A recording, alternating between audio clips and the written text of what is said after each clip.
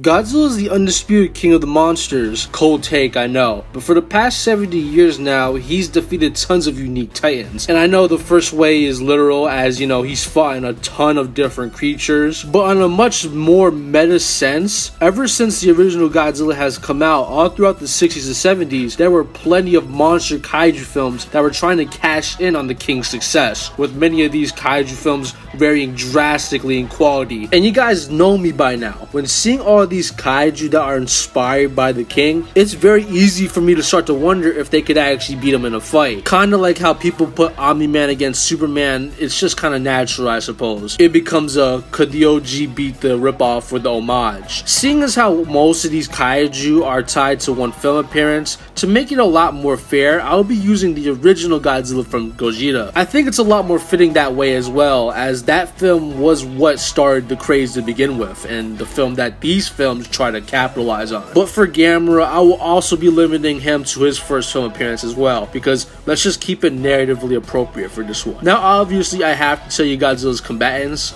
Actually, you know what? No, I don't have to, and I won't. So, you know, it would be a nice surprise to see some of these more obscure kaiju in the limelight, you know? There's no other context which I could ever scale these guys ever again, so we're gonna have a real monster mash on the channel today. Alright, but I will say that the range of titans we'll cover today will range from anywhere from 4 to 8. Now, obviously, he's not gonna fight all these guys at once. Think of this as more of a Mortal Kombat style gauntlet run. He beats one, moves on to the next. Except in this case, if he loses to one kaiju, we'll still talk about if he beats another, just to really scale as much kaiju today as possible. But before that, be sure to follow my new Instagram and TikTok accounts, as I've been really trying to grind on those as well. So if you want to see me outside of YouTube, those are the platforms that I will be on. On that same note, be sure to join my Discord, link should be in the description below, and as always, like the video and sub.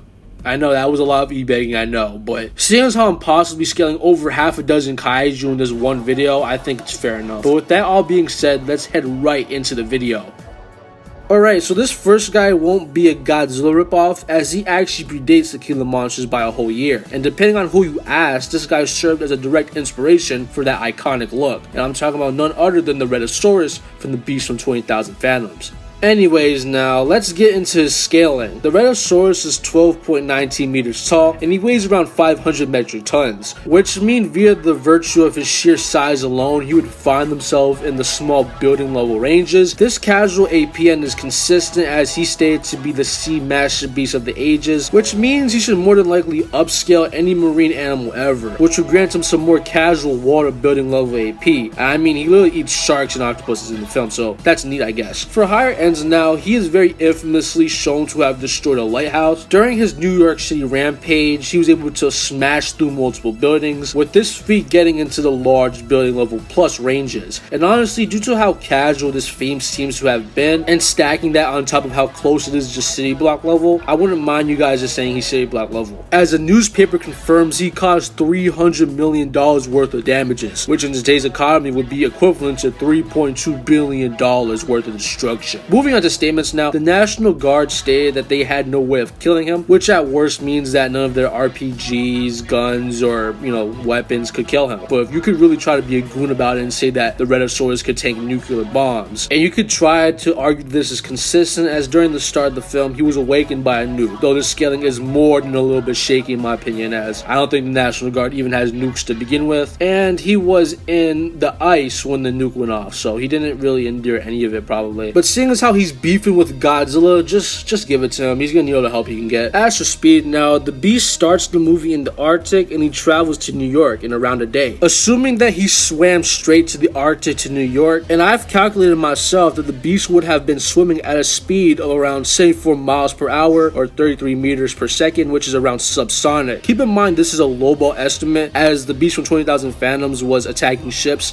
as well as hunting, so that's more of a bare minimum estimate for his stuff. This is very consistent with his reaction speed, as he can dodge bazookas which casually are around 80 meters per second, which is some more casual subsonic scaling, so yeah, that's around it. So how does he do against Godzilla? And well, yeah, Godzilla kind of slaps. He would unironically make some nice boots out of this guy, or he would just stomp him into a rug. As for starters, Godzilla stated to be physically able to destroy mountains with the swing of his tail, which at absolute worst would get him in the small city level ranges. And while the Rhedo possibly, if you really squint can maybe endure a nuclear bomb, Godzilla just kind of objectively does, as it's a major plot point of the original film, and it's supported by multiple scans outside of it as well. Moving on to speed now, via his size alone, he would find himself in the superhuman speed ranges, but for some more impressive stuff, his atomic breath, which is stated to be 100 million degrees by the way, is also stated to be a beam of light, so he could easily cook the rhedosaurus. So with that, Godzilla moves on. While I'm talking about the 50s Kaiju era, I might as well confirm that Godzilla can easily defeat the likes of the tarantula from the 1955 film,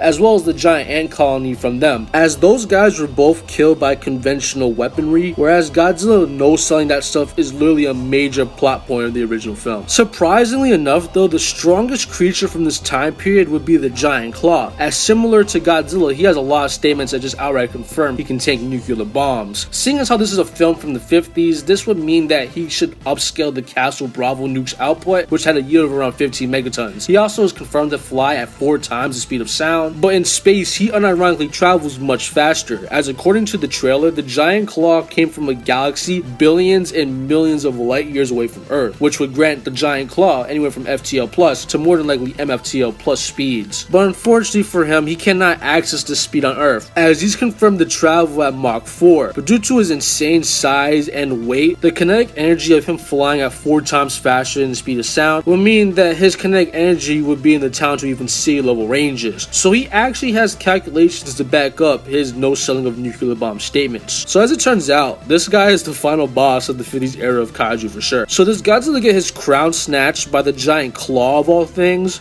Well, not exactly, as Godzilla's atomic breath is not only faster as it's a beam of light, it also happens to be a lot more potent than I've been letting on, as during a scene in the film, the atomic breath was able to boil a very large quantity of seawater, which due to the size of the area that was being boiled as well as the temperature of Godzilla's breath, at worst gets him to around mountain level, with a mid-ball estimate getting it into the island level ranges. So Godzilla could just unironically snipe the giant claw out of the sky and be done with it just like that. And I also want to point out, even if you gave the giant claw his MFTL speed on Earth for whatever reason, he would have no means of killing Godzilla, as Godzilla would just be too durable for him, as Godzilla knows so being at the epicenter of this island level boiling of water. So yeah, the giant claw would probably just kill itself trying to hit Godzilla, as just like that, Godzilla moves on to the next decade. We've got a lot of kaiju to cover, so let's just get right into it. But the first thing I want to say is that Yonggary is kind of garbage, not gonna lie. His best feats are just destroying buildings pretty casually. He no-sells most conventional weaponry. As for like quantifiable calculations, his GBE is in the small building level ranges, but that's just like a baseline as previously mentioned. His speed is actually kind of sorta impressive, as he can tag jets and react to them, granting him some subsonic combat speeds and reactions. He can breathe fire, and I'm really trying to make this section as long as I can, but that seems to be it, unironically, hence my premise of him being trash. So Godzilla obliterates and moves on. You know, I actually have YouTube shorts that are longer than the scaling that Yonggary has, but anyways, moving on to some actual competition now, we have Reptilicus. No, really, he has decent stuff. For starters, Reptilicus has a lot of official statements that say that nuclear bombs are powerless against him, and in the same context or scans they reference him to be invincible or indestructible. In the film now, they state that even if they could blow him apart with a nuke, that the pieces of him would survive and just become their own individual Reptilicuses or Reptilici. You know what? What would you call a group of these guys? Reptilicuses or Reptilici? Let me know in the comments down below.